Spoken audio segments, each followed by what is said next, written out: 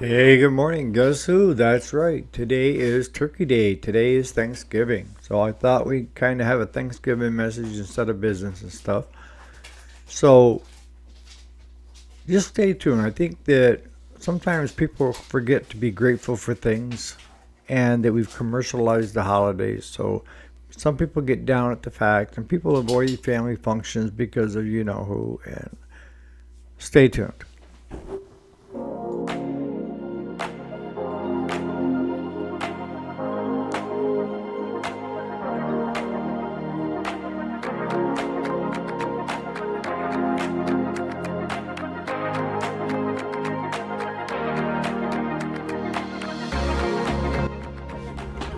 Alrighty, welcome back. My name is Eric. If you didn't already know it, yes, this is Turkey Day. Today is Thanksgiving, the 27th of November of 2025.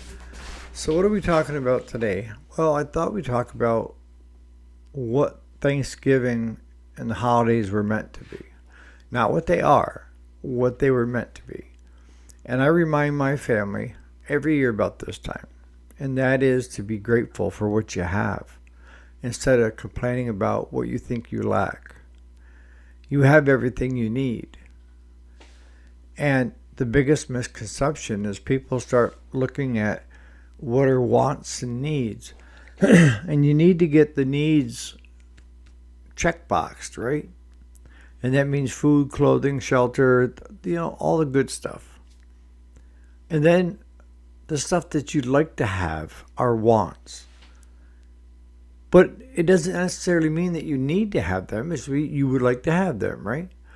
But the problem people get into is they start complaining because they're not getting enough wants. And they forget to be grateful for what their needs are. So I did a post on Facebook this morning already, doing the same thing I'm going to do here with you guys. It is from my family to your family. I'm wishing you guys all a happy Thanksgiving. I hope today is wonderful. You get plenty of food. If you're hunting, good luck hunting. If you're watching the football game this afternoon, if your team is playing, I hope your team wins. I'll probably watch a little bit of it.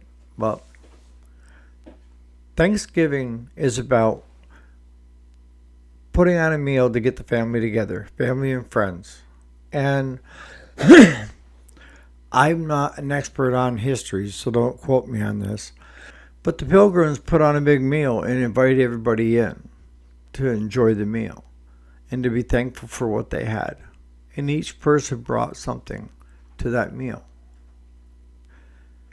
It wasn't about the food, even though they had a turkey. It was about getting everybody to sit at the table and enjoy each other's company. That's what it's all about. It's all about being grateful for what you have.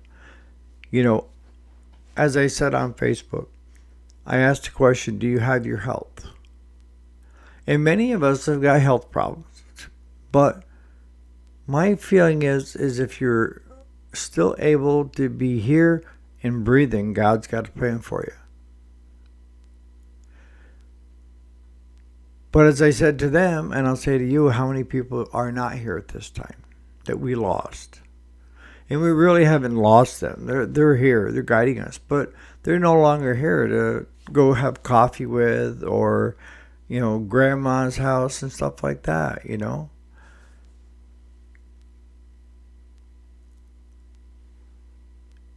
The way I've always approached life is it could be worse. And that's kind of kept my sanity. Is if I start getting down on myself about things or feeling bad, I look at it and say, you know what, it could be worse. And sometimes it's a self fulfilling prophecy. No. But even with the health problems and challenges that I've had this past year, I am still so grateful for being here. To have another year with my family, to have another year with my grandkids, to have another year with you guys. This is the time of year that you start trying. I need you to change your focus to looking at the things that you are grateful for. And if you start thinking about those things and talking about them out loud, all of a sudden the problems that you thought you had or the issues kind of fade away because they become minuscule. If I talk about anything the most is we discount ourselves of how great we really are. And if we accomplish something, instead of saying that we're really good at it and we're accomplished and being grateful for that, we think we have to do better. When doing your best is good enough. If you still want to do better, then that's your prerogative, but at least stop and praise yourself for the things that you have done that have been good things.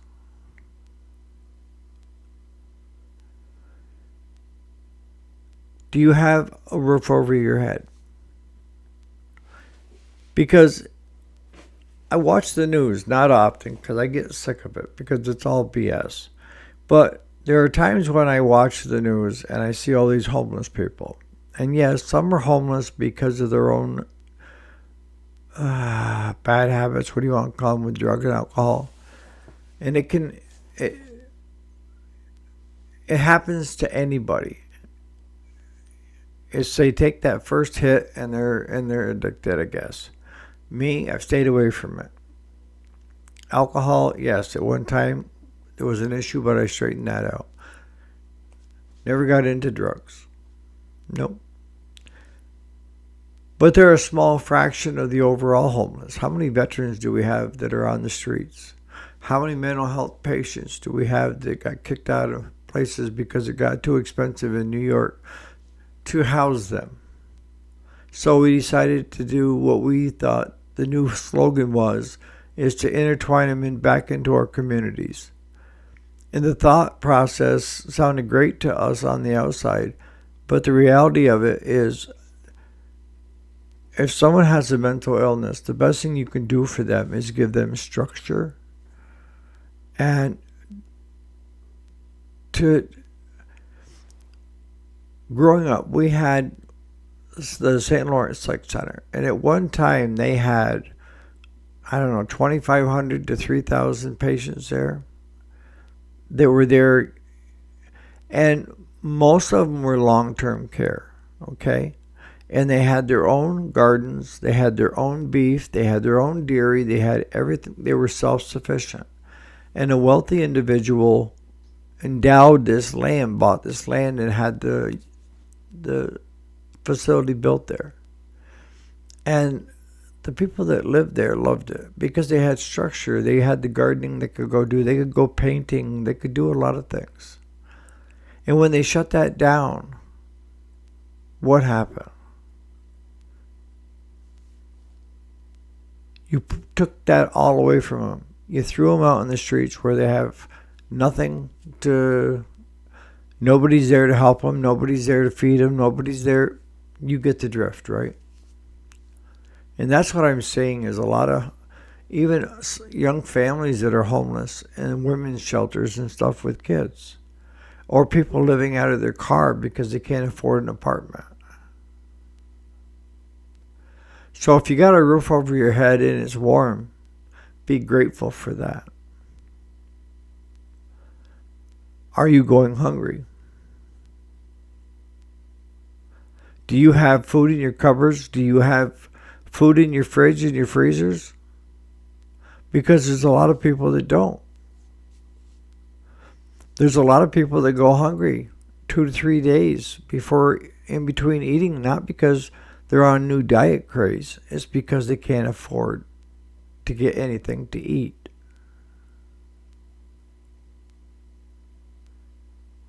You've got seniors that are older that are getting like $600 a month in Social Security, and that's it.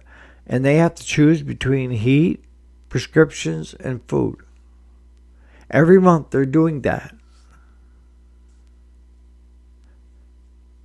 I had one here on our road, and once I figured that out, the first thing I had to do is get me all his information. And that was 2 years ago. And I filled out the whole application and got him SNAP benefits, heat, so that he could stay warm. There's programs there, but a lot of the older folks do not want charity. And it took a while to convince this old guy, to take charity. And it's not charity. He worked all of his life.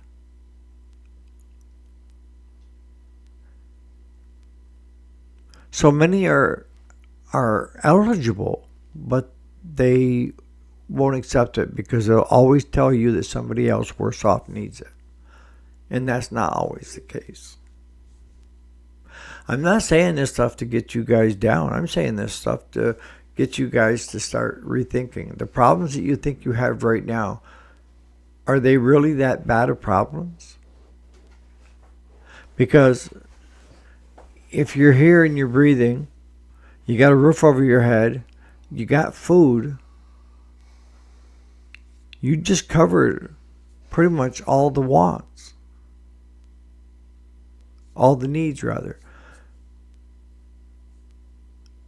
And then lastly, if you're avoiding going to a family function because a certain individual is going to be there, let me tell you something right now. Take the higher ground. Take the higher ground. Don't go spend any time with them. There'll be everybody else there to spend time with. And just avoid that certain person. And if you do happen to bump into them, just be cordial. It's just 1 or 2 days a year that you have to do this.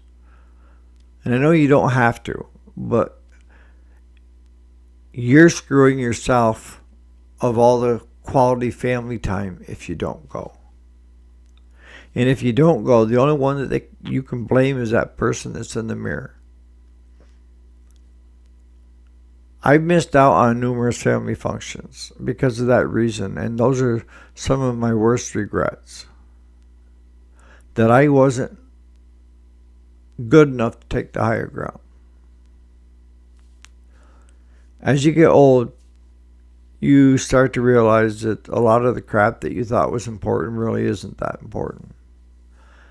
And after you go through a life-threatening surgery and stuff and all the complications and you're still here, I'm grateful for everything. I really am. So on that note, don't eat too much turkey because you're going to fall over. But if you're going to fall over, at least have it fall over because you had a nice meal. If you can't get with other family members, give them a call. Don't text them, call them.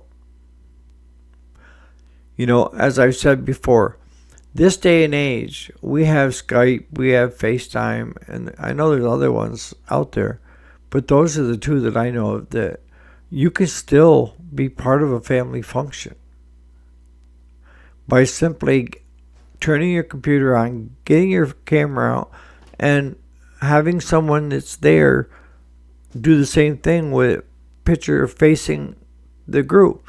And you can talk to anybody you want. Is it different? Yes. But you're there in spirit. And you're partaking in everything but eating the turkey, right? So you guys that are spread out where you can't get together for Thanksgiving, give each other some FaceTime. On that note, you guys enjoy Thanksgiving.